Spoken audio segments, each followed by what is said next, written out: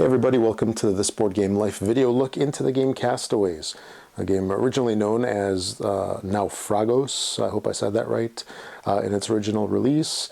Castaways is the English language version. The game was designed by Alberto Corral, originally released by Home Ludicus, and the English release was released by Passport Game Studios over here in the United States. This is a semi-cooperative game of where you're shipwrecked on a deserted island and you're trying to survive long enough so that you can be rescued by a rescue ship. And basically, kind of let's take a look at the game. Oh, and it plays 1 to 4 players in about 2 hours, and age range is 14 and up according to the box here. So let's take a look at the game. First thing to go over, I guess, would be the rule book. The rule book is a 12-page rule book, as seen right here. It's a nice sized rule book. It has a lot of information in it. I had some issues going through the information on it. There's a lot of information over here. I don't know if it's the translation or whatnot, but I kept having to refer back to the rule book. Just the layout that they had used for this kind of left me with a lot of questions. But once you understand the game, of course, the rule book reads extremely well, and all the information's there, and you kind of wonder, hey, why didn't I see this in the first place? So that's the rule book right over there. So what do you get with the game? Well, you get 4 boards. You get these 2 over here, which combined to make a large board. You get an exploration board over here, and you get a Basecamp, which is that vertical guy over there. There's a lot of cards with this game, and one thing that I really struggled with initially was the card separation and exactly how to set up the game. For some reason that wasn't reading too well for me, so I'm going to go through the quick card setup over here and kind of explain it to you, and it'll make the setup a lot easier. So what you want to do is first off, go through and find these cards over here. They're blank. There's 6 different backs, or 6 cards, and you take these cards and you remove them from the game.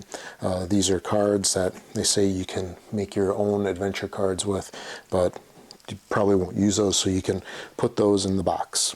The next set is going to be this back over here. These are the different player cards in the game, and there's 12 of these. There's 6 characters, but each character has a male and female version. So for example, over here, Vasa and Alexander are essentially the same character in terms of this is their energy over here, and they're both tough and they get the same benefit. So you get kind of the same thing with the other characters. So you can find whichever one you like. You choose the male or female. I don't know if it really matters. And then use that for your player. So in this game, we're going to set it up as a single player game, and for that we'll choose Alexander here as our character. So put these off to the side. Then you're going to find a bunch of cards with numbers over here on the top left inside a circle here. So these cards with the 0, you're going to pull them all out. There's going to be zeros in all different types of card backs, so I guess 2 here. So you're going to pull these all out and make a small deck. So we'll come back to these in a little bit. Then you're going to find numbered cards in the top left that they're numbered from 1 all the way to 105. So you're going to take these and sort them numerically, ascending here. So that's 1, 2, 3, all the way up to 105. The rule book was a little deceptive, at least in my reading about this. Basically told you to go through and organize them, and then I thought it said shuffle them or something like that. That didn't really make sense. But what you actually wind up doing is this is your campaign. This is your story. And throughout the game, there's going to be cards that are going to tell you, hey, pull out deck or card 7 and shuffle it into the coast deck. So that's these guys here. And I got this out of order now. Let me put this back. So that's these cards here. So these are all organized for us, and we'll put them off to the side. You're going to find 5 cards that are your Basecamp. Notice this looks like that board over there.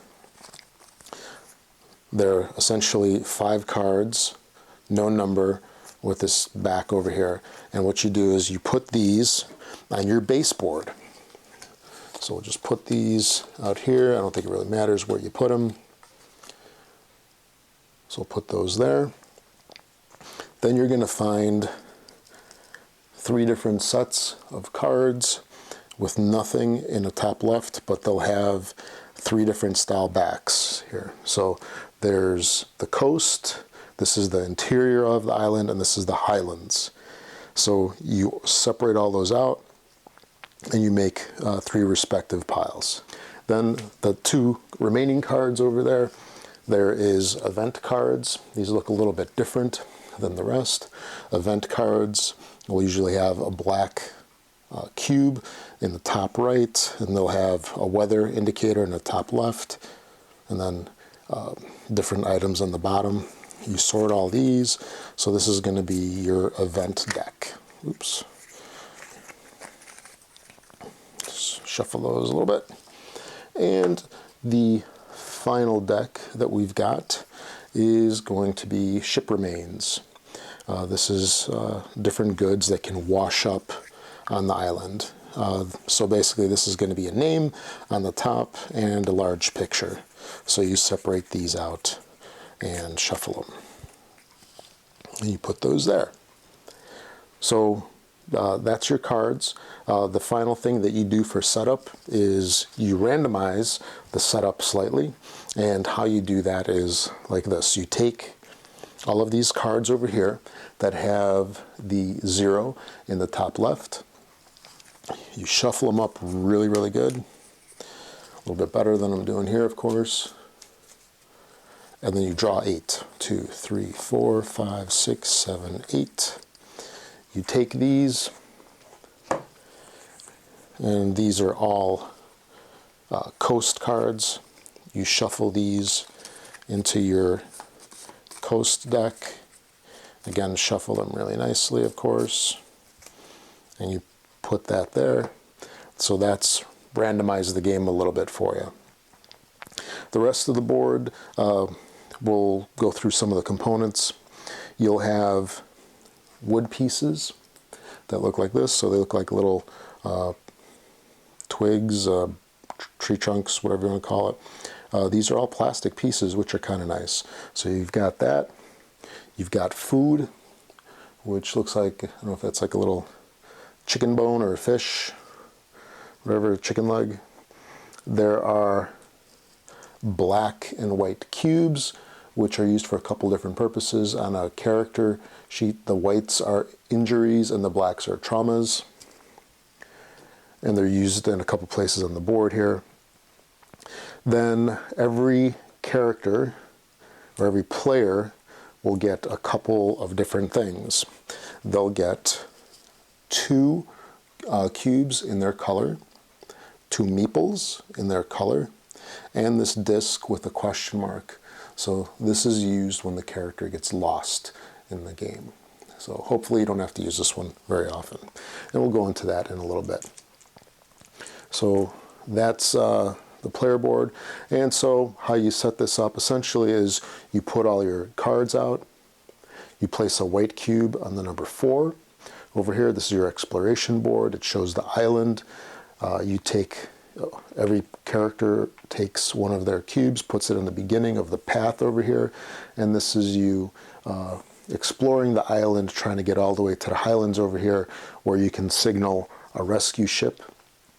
So this is, you get over here, that's how you trigger the end of the game. And that's it for this board with the cards. You have your 5 different cards on your Basecamp board over here. One special thing to note is the fishing. And what you do is you have fishing tiles here, which are tiles of fish, of course. and they have food numbers on the back over here. Let me shuffle it up a little bit.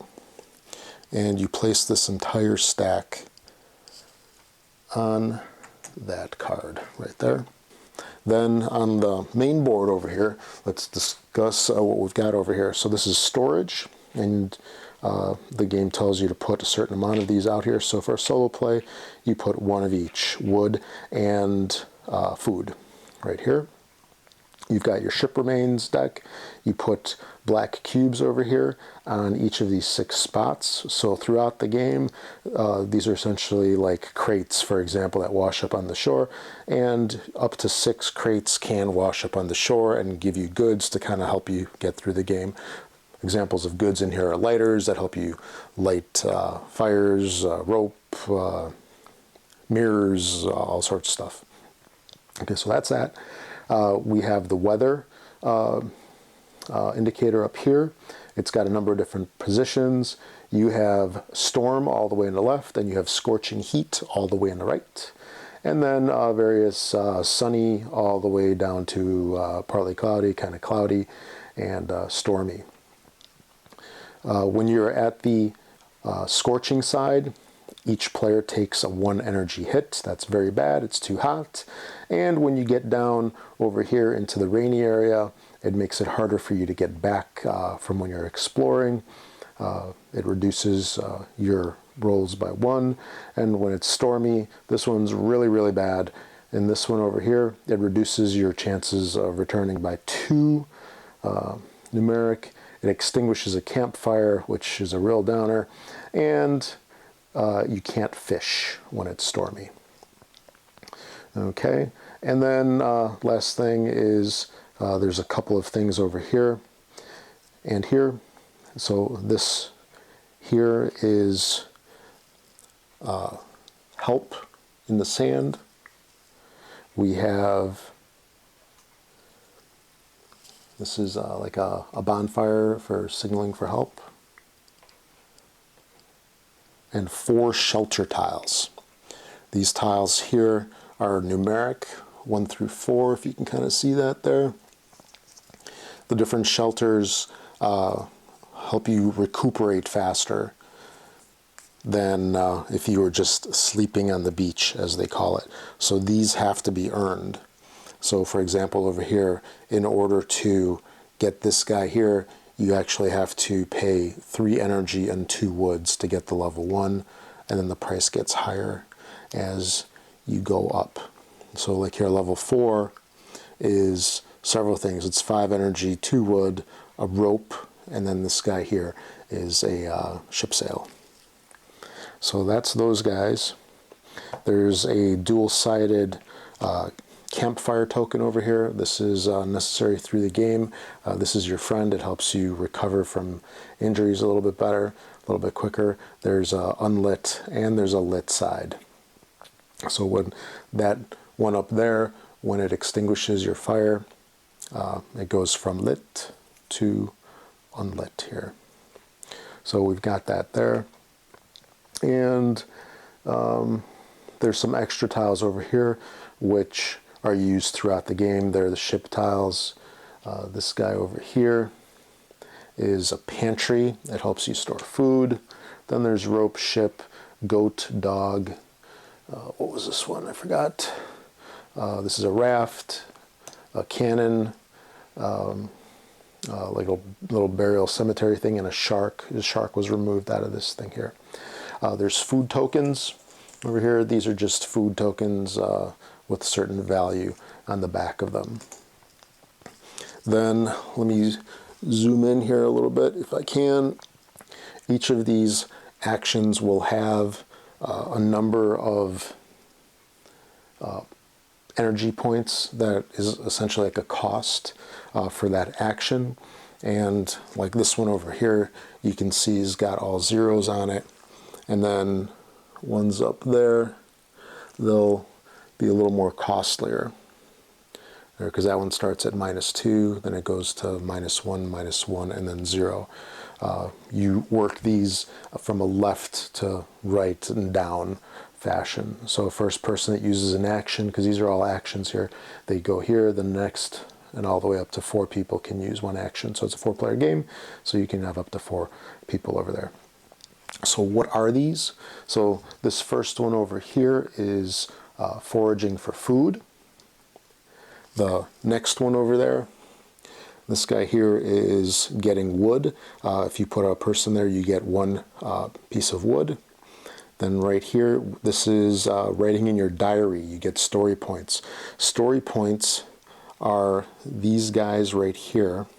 And what story points are basically is they're victory points at the end of the game. Okay, so we've got the diary. This guy over here is if there's a tile, or if there's something that washes up on the shore, a black tile or a black cube will be in here.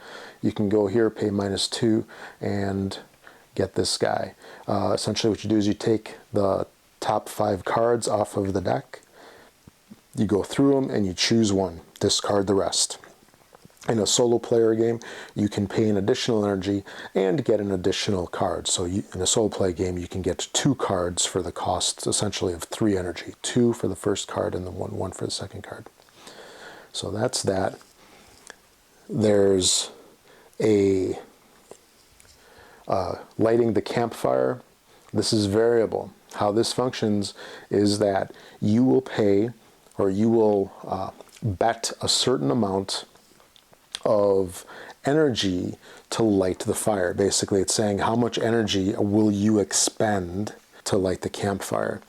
What you have to do then is roll a die. So it's a d6 that you roll, and you have to roll less than or equal to the number that you said that you would expend. So if you say that you're going to expend 3 energy, you have to roll a 1, 2, or a 3 to light the campfire. So obviously, the more energy that you expend, the easier it is. But since you don't have a lot of energy throughout the game, spending even 3 is quite a considerable hit on your character.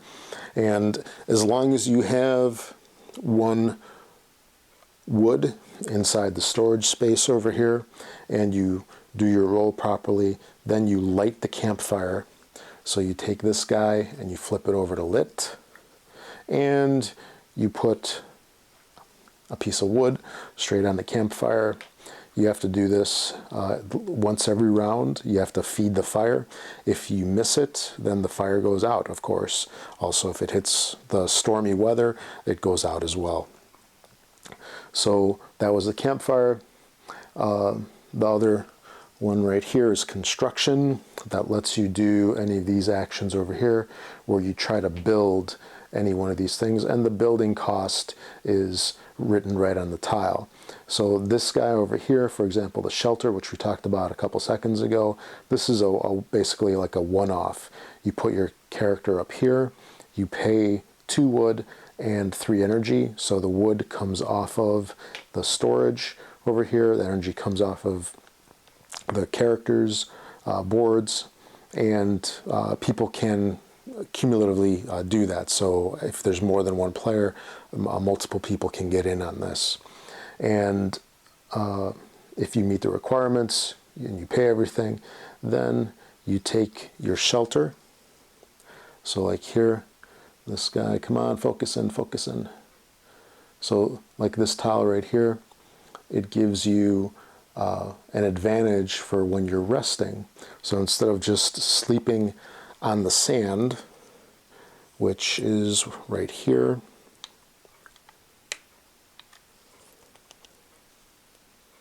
so normally when you take a rest action, it gives you 1 energy and it removes 1 injury marker from your character. And again, I'll go into that in a little bit. When you build your first shelter, it upgrades it a little bit. So you have the ability on a d6 roll, if you roll a 1, 2, or 3, you get 1 energy and you lose 1 injury. Or if you roll 4, 5, 6, you gain 2 energy. And the other shelters are, of course, better as it goes through there. All right, and then the last piece over here is exploration.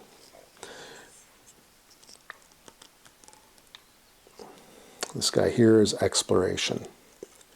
And what this says is that when you place your guys here, you will then explore the island, and that's using the exploration track, which is the board here right next to it. The last two things that I want to cover on here is there's a number of spots across here for resting. So there's 6 spots for resting. This is for playing on the Basecamp. So if you put a meeple here, you can then play one of the abilities on the Basecamp over there. And then the question marks and so forth are things that you build throughout the game. For example, when you complete the sign in the sand, you would then put that up here in the help area as being completed. And then this guy here is a food that's in a storage box, essentially. So hopefully throughout the game you're able to source more food than that. And I believe that's it. So let's go through a little bit on the characters and how the energy and injuries work over here. So let's zoom in on this character card. So this character's ability, he's got a special ability where he's got 1 extra energy point. So he actually has effectively 7 energy here. And what you do with the characters in the beginning of the game, you start off by putting one of your cubes at the top of the track. So this guy has 7 available to him. Let me get rid of these other cards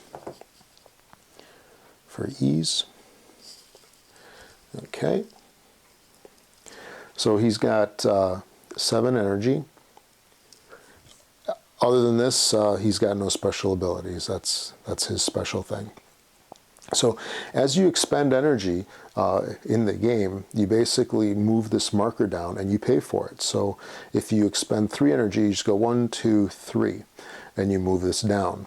Now how you increase this is by resting, for example. So as a rest action, in a normal instance, when you sleep on the sand on the beach, you get 1 energy and you're able to recover 1 injury. So by doing 1 rest, it goes up 1 like that. And that's it. So it's really easy to spend, and it can be actually kind of tough to recover. So other than this, we have the white cubes over here. The white cubes are injuries. And what happens with injuries is there's various ways to accumulate these. So for example, if at the end of a round, if you have no food, you actually suffer an energy hit, and you get 2 injuries, which go all the way to the top. Now, an injury you can recover from, but it limits how much energy you can recover. So like right now, I can never recover more than 5 until I take care of those injuries. And again, resting, if you sleep on the beach, it'll recover 1 energy and 1 injury. So a rest action on the beach will remove 1 of these guys and it'll bump this up 1. Now, anytime that you go all the way down to 0, it gives you an energy, it gives you a injury as well. Then come the bad guys here. These are traumas. So the black cubes are traumas, and the way that they function is that if at the end of a turn, for example, this is how you can, this is one way to get the traumas. If at the end of a turn, if you have any injuries, so let's say if this is what I had here, 2 injuries and I was down at 3 energy. You take a d6, like this guy here, and you roll it. If you roll a 1, you roll once per cube. If you roll a 1, like if I roll this over here on my second turn, one of these guys becomes an injury. So I replace him over here. Injuries are permanent damage. You cannot recover those. So now I'm limited essentially to 6, maximum 6 energy. And if you get 4 of these guys, you're dead. So there is no limit, like a negative penalty essentially per, I mean, you can be loaded up with weight injuries over here and still be okay, you know, as long as, it'll be tough to recover from, of course, and you'll probably be setting yourself up pretty good, because then you have to roll one of these guys at the end of the turn for each one of those. So that's kind of how that works. So remember, the black cubes are traumas, they're permanent. The white cubes are injuries, and you can recover, but you definitely don't want either one of them, because they limit your game for sure. Okay, so that's kind of how that stuff works, and let's take a look at the game, and we'll kind of do a sample turn just so you can kind of get a feel for how this plays. Let's get this all lined up.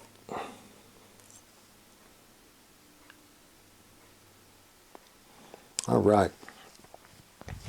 So the first thing that we do on a regular turn, and there's actually one more thing I need to explain real quick, and that's that on my turn I'll have 2 meeples, and then the start player has this little white meeple over here, and they have the first player token or marker over here. It's a little ship's wheel, if you can see it there. In a single player game, it doesn't really matter. So the person who's first player gets an extra turn essentially. They get to place this little guy up on the base camp over here and get one of those actions.